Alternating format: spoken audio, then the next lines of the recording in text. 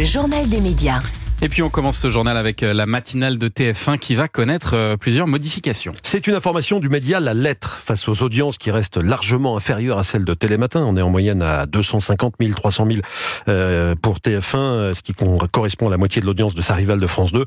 La matinale de TF1 va changer de cap. L'émission aura bientôt une nouvelle rédactrice en chef, un nouveau coordinateur d'édition. D'après La Lettre, toujours, l'objectif est de rendre l'émission moins bavarde. Du côté des chroniqueurs, on pourrait également rectifier le tir avec des chroniques plus axées sur l'actualité. Il est vrai que Bonjour la matinale TF1 avait fait le choix lors de son lancement en janvier de proposer des chroniques parfois déconnectées de l'actualité du moment. Et puis on reste sur TF1 avec ce record battu par un jeune candidat des 12 coups de midi. Émilien est officiellement devenu hier le plus grand gagnant de toute l'histoire des jeux télévisés en France.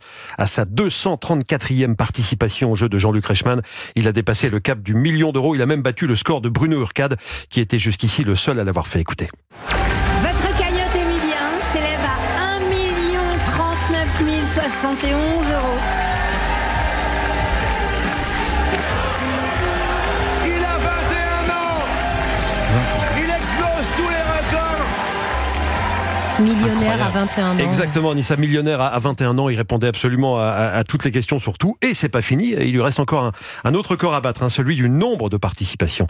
Émilien est à 234, donc, et Bruno Urquade est allé, lui, jusqu'à 252. Encore un petit effort. Oh, incroyable. Et puis alors, c'est officiel. Qui veut épouser mon fils revient avec une nouvelle présentatrice. Il y a 2 mois, M6 annonçait le retour de cette émission diffusée sur TF1 entre 2010 et 2015 et présentée à l'époque par Elsa Fayer. Elle reviendra prochainement avec l'ancienne Miss France Delphine Vespizer à la présentation. Après Love Island, après les 50, après l'île de la Tentation, Miss France 2012 pourrait donc ajouter une émission de télé-réalité à son CV. La direction d'M6 ignore encore si ce sera diffusé uniquement sur la nouvelle plateforme du groupe M6+, ou si ce sera à la fois sur le linéaire et sur la plateforme. Alors j'imagine, Raymond Depardon, que vous êtes très loin de toute cette télévision-là, mais est-ce que vous avez déjà regardé des émissions de télé-réalité ? Un petit peu, oui, c'est formidable. Ah, c'est formidable. Oui, c'est quelque chose d'incroyable, quoi. Mais bon, voilà, il faut...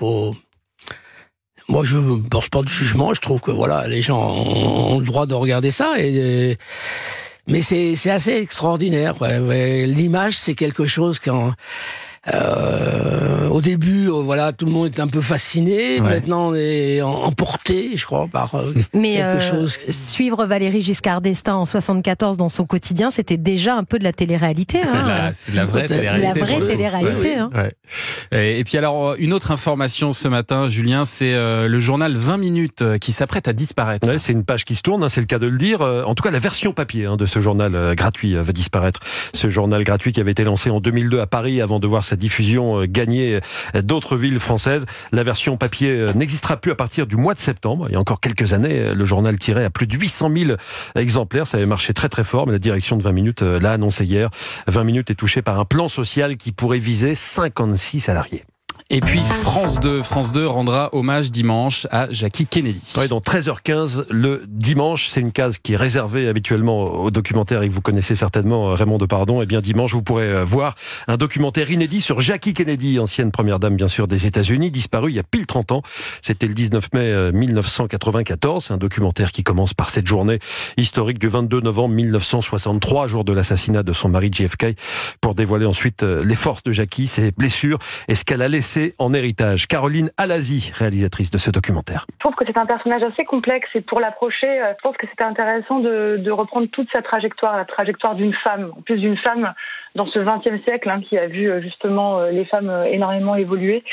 J'ai trouvé ça intéressant de réfléchir à une approche globale en fait et de réfléchir à son enfance comme à la fin de sa vie, à ce cheminement qu'elle parvient à faire. Et pour ce biopic documentaire, Caroline Alazi a demandé à 4 historiennes d'apporter leur éclairage sur la vie et le parcours de Jackie Kennedy. Effectivement, les 4 biographes, Hélène Arter et Nicole Bacharan, historienne, Maud Guillaume, journaliste, et puis Catherine Pancol, romancière, ont tout écrit des livres vraiment extrêmement intéressants sur Jackie Kennedy. C'est 4 biographes femmes.